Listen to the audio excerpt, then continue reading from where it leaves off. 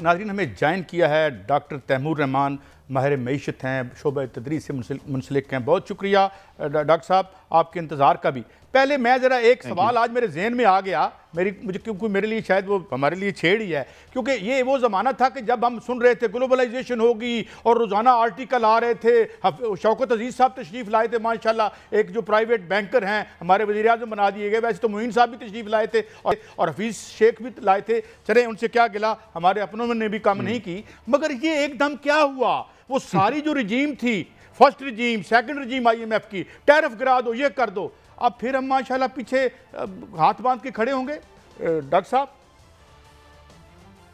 आपने जिस मसले की निशानदही की है वो पाकिस्तान नहीं बल्कि पूरी तीसरी दुनिया का सबसे बड़ा इस वक्त प्रॉब्लम और इशू है। पूरी तीसरी दुनिया में दर हकीकत ये जो सो कॉल्ड ग्लोबलाइजेशन है, ये एक नियो कॉलोनियलिज्म का प्रोजेक्ट है जिसमें मगरिब के सरमायादारों ने डेट क्राइसिस के ज़रिए और IMF के ज़रिए अपनी हाकमियत दोबारा से उसी तरह से तीसरी दुनिया पर कायम कर ली जिस तरह किसी एक ज़माने में नौबादियाती निज़ाम कायम था, उसी तरह से मुआशी हुक्मरानी उन्होंने अपनी दोबारा कायम कर ली है। और इस माहौल में जहाँ पे हम मुआशी तौर पे आज़ाद नहीं हैं, वहाँ पे ज़ाहिर बात है हमारी मईशतें भी उस तरह से ग्रो नहीं कर सकती। अच्छा डॉक्टर साहब, मैं अब दूसरी तरफ आता हूँ। इसमें चलें, इस पे बाद में बात करेंगे। प्रोटेक्शनिज्म पे हम बुनियाद इंडिया ने कैसे गेन किया। मगर अब वापस आते हैं कि जनाब IMF ने ना सिर्फ 12% से कम करने से हमें रोक दिया है जो पॉलिसी रेट है, बल्कि जो पेट्रोल में जो एक आया है, मिला है हमें थोड़ा रिलीफ दुनिया को $68-69 का, उसमें भी किसी कमी की इतला नहीं है। और इतला ये है कि गर्दिशी कर्जा हमने अगले 6 साल में 3 या 2 या 3 या 3.5 रुपए हर पर यूनिट अदा भी करना है। So don't you see any relief in the foreseeable future for the message. Doctor साहब जी, IMF की पॉलिसी को कोई गर्ज नहीं आवाम की रिलीफ से, चाहे अर्जेंटीना हो या मुख्तलिफ और ज़ाइर हो। कितनी रियासतों की मिसालें मैं आपको दे सकता हूँ कि IMF पॉलिसी ने उनकी इकोनॉमीज़ को तबाह बर्बाद करके रखा है। उनको परवाह सिर्फ इस चीज़ की कि ग्लोबल सिस्टम के अंदर मैक्रो इकोनॉमिक स्टेबिलिटी होनी चाहिए, करेंसी स्टेबल होनी चाहिए, चाहे उसके एवज़ लोगों की, लाखों लोगों की ज़िंदगियाँ बर्बाद हो जाएं। उन्होंने हर जगह ऑस्टेरिटी मुतारफ़ कराई है। फॉर्मर सोवियत यूनियन में जो उन्होंने किया, उसके नतीजे में 12 साल वहाँ पे डिप्रेशन रही। तो IMF को इससे कोई गर्ज नहीं कि लोगों को क्या बर्दाश्त करना पड़ता है और क्या बर्दाश्त नहीं करना पड़ता। बस उनका सरमायादाराना निज़ाम कायम रहे, उनको इसी चीज़ की परवाह है। मियाँ साहब, ओवर टू यू, आपके पास सवाल है कोई? डॉक्टर साहब, असल में IMF तो है पाकिस्तान में, लेकिन अगर देखा जाए तो डॉलर का रेट जो है वो कहा जा रहा है कि 211 से भी कम है असल जो उसका रेट है। और जो ऑयल की कीमतें हैं वो पूरी दुनिया में गिर रही हैं। इस वक्त जो फिगर सामने आ रहे हैं वो ब्रंट ऑयल की मार्केट की कीमत जो है वो $68 और जो WTO की है वो $66 पे आ गई है। 2021 के सतह पर जो है वो इस वक्त है 3 साल की कम तरीन कीमतों पर है। तो इस वक्त ये कहा जा रहा है कि हो सकता है कि अगर ये सिलसिला जारी रहे तो पाकिस्तान के अंदर 50 रुपये फ़ी लीटर तक जो है पेट्रोल सस्ता हो सकता है और हुकूमत शायद इस दफ़ा 13 रुपये फ़ी लीटर सस्ता करे। लेकिन जो IMF है वो कहता है कि लेवी बढ़ाई जाए। दूसरी जानब IMF कहता है कि गर्दिशी कर्जा कम करने के लिए 2 रुपये 80 पैसे जो है बिजली की कीमत बढ़ाई जाए। तीसरी जानब IMF ये कहता है कि डॉलर को जो है 280 पे ही कैप कर दिया जाए, 211 पर मत लाया जाए। तो ये इस तरह की जो कंडीशंस हैं, क्या पाकिस्तान इसी तरह आगे जो है वो चलता रहेगा और इसी तरह हुकूमत लोग जो है पिसते रहेंगे? जब तक कि IMF के तहत पाकिस्तान चलता रहेगा या कोई भी मुल्क चलता रहेगा तो उसके नताइज यही निकलेंगे जो आपके सामने हैं। क्योंकि इंटरनेशनल मॉनेटरी फंड के पास तो एक ही सलूशन है तमाम इकोनॉमिक क्राइसिस का, चाहे economic crisis privatisation of power से पैदा हो या किसी और मसले से पैदा हो, और वो ये है ऑस्टेरिटी ऑस्टेरिटी ऑस्टेरिटी।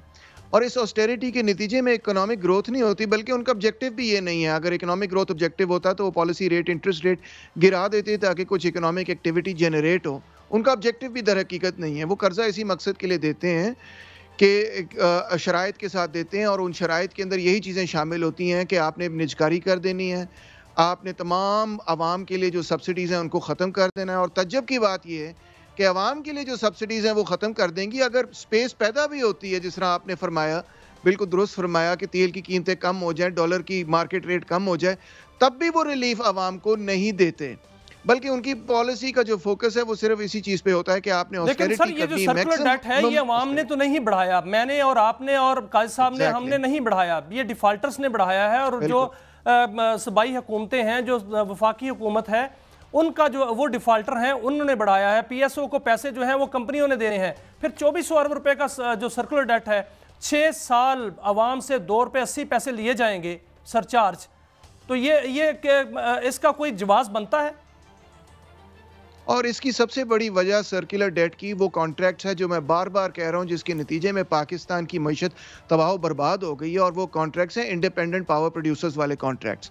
और आप देखें IMF और वर्ल्ड बैंक वालों की शरारत कह लें या उनकी पोजीशन आप देख लें कि वो यहाँ पे पाकिस्तान के अंदर उनको बचा रहे हैं, ना कि पाकिस्तान की आवाम को और लोगों को कोई रिलीफ दें। उन्होंने कहा जी इस तरह इन्वेस्टर कॉन्फिडेंस तबाह हो जाएगा, आप इनसे एग्री करें, आप इनको कोर्स ना करें।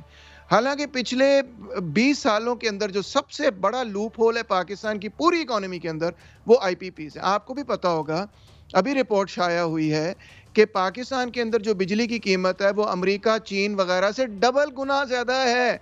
हमारे यहाँ बिजली की कीमत अमेरिका से भी डबल गुना ज्यादा है। तो कैसे कॉस्ट ऑफ बिजनेस ठीक हो, कैसे मुनाफा कमाया जाए, मैं कैसे दो पाकिस्तान बातें कंपेटिटिव हो? देखिए हम तो बड़े अमीर मुल्क है माशाल्लाह, हम इतनी महंगी बिजली खरीद सकते हैं। डॉक्टर साहब एक तो ये फरमाइएगा कि ये जो नेट मीटरिंग वाला मामला है, इसके 10 रुपये यूनिट जो सरकार खरीदेगी उसको 10 रुपये करके डिस्करेज कर, पूरी दुनिया जो है वो अब सोलर से भी आगे जा रही है, लिथियम बैटरियों से भी एक एडवांस कोई चीज़ आ गई है, एक्सपेंसिव अर्थ, जिससे पता नहीं क्या क्या हो जाएगी, और हम पीछे की तरफ जा रहे हैं। डॉक्टर साहब एग्जैक्टली राइट। और IMF की पॉलिसी जो है हमें पीछे की तरफ धकेल रही है, बजाय इसके कि वर्ल्ड बैंक और IMF के नुमाइंदे ये कहते हैं कि ये IPPs के कॉन्ट्रैक्ट्स ओनरस हैं और इनको रीनेगोशिएट करना बड़ा ज़रूरी है, इसके बगैर पाकिस्तान जो है वो तरक्की नहीं कर सकता।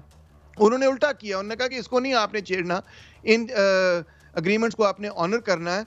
तो फिर गवर्नमेंट के पास फिस्कल स्पेस है कोई नहीं। फिर IMF ने उनसे ये कहा कि जी आप सोलर पे लगाएं, आप इस पे और मजीद टैक्स लगाएं, आप बिजली की कीमत गिरानी नहीं है, आपने पेट्रोल की कीमत गिरानी नहीं है, आप बेसिकली आवाम को तुन के रखें। यही बेसिक जो उसमें से नतीजा निकलता है। अच्छा डॉक्टर साहब एक सवाल और मेरे ज़हन में है, आवाम तबाह का, विच इज इससे अनरिलेटेड, लेकिन मुझे ज़रा मुख्तसर बताइएगा क्या मैं ठीक कह रहा हूँ कि ये जो प्रोटेक्शनिज्म था इंडिया का, ये आज जो इतना बड़ा इंडस्ट्रियल जायंट बन गया डिस्पाइट ऑल दी पॉवर्टी, और वो तो लाजमा है इस निज़ाम का, मगर आज जहां वो खड़ा है, क्या दैट वाज द डिफरेंस जो कि हुआ था, वो जो नेहरूवियन जिसे वो सोशलिज्म गलतुलाम के तौर पर कहता था, वाज दैट द डिफरेंस?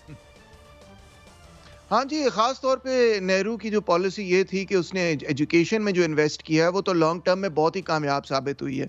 जो IIT सेंटर्स बनाए उन्होंने, और उसके नतीजे में उनके पास मैसिव लेवल की कैपिटल इनफ्लो आई, क्योंकि उनके पास स्किल्ड लेबर है, स्किल्ड मैन पावर है। हमारे यहाँ उलट चक्कर है, जो छोटे मोटे स्किल्ड हो जाते हैं वो यहाँ से मुल्क छोड़ के बाहर चले जाते हैं।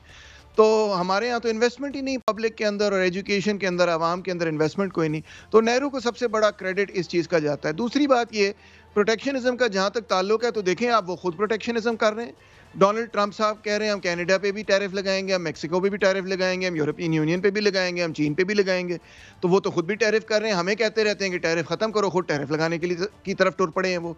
तो आप देख लें उनकी हिपोक्रेसी क्या है। डॉक्टर साहब एक फिगर मैं आपसे कंफर्म करना चाहूँगा, डॉक्टर सलमान शाह से मैंने पूछा था कि जो हम इम्पोर्ट करते हैं, तो ये उनका कहना है, और आपको पता है कि वो एक कमांड इकॉनमी के आदमी नहीं है, वो कहते हैं कि $30 बिलियन की ऐसी चीज़ें अगर हम ना भी मंगाएं तो हमारी ऑक्सीजन बंद नहीं होगी, जिस तरह कुत्तों की फूड हो जाए या इस तरह की चीजें। तो is that possible, is that figure realistic?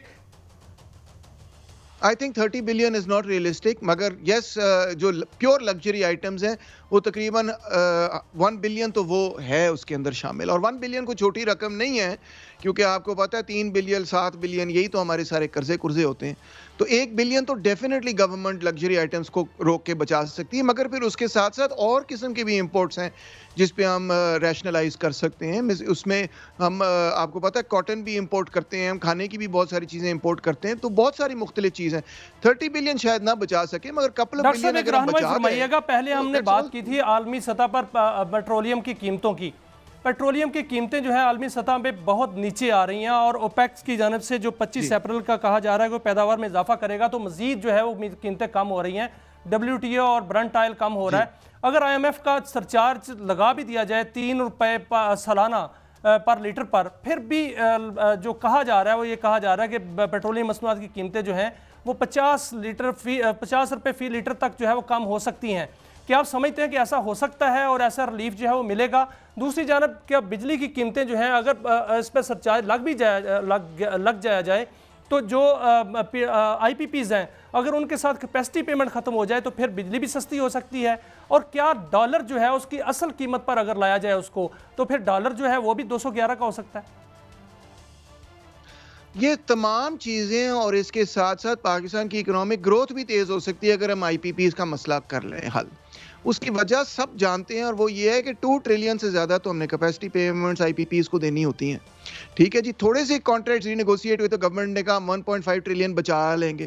Government جو دیوالیہ ہے وہ اتنی بڑی سبسڈیز آئی پی پی کو کیوں دے رہی ہے؟ اسی کی وجہ سے جو بجلی کی قیمت ہے وہ ڈبل ہے. جب بجلی کی قیمت جس ملک میں ڈبل ہوگی تو وہ کیا کمپیٹ کرے گا، وہ کیا وہاں پہ ترقی ہوگی، وہ کیا ایکسپورٹ کرے گا، وہ کیا اپنی کاسٹ آف بزنس جو ہے کم کرے گا. تو سارے کا سارا سب سے بڑا نمبر 1 باٹل نیک اس ملک کے اندر جو پاور سیکٹر کی پرائیویٹائزیشن انڈر آئی پی پی پالیسی، سوورن گارنٹی اور اس کے ساتھ کیپیسٹی پیمنٹس والا کانٹریکٹ، یہ نمبر 1 پرابلم ہے جس سے سارے مسائل پیدا ہو رہے ہیں پاکستان میں.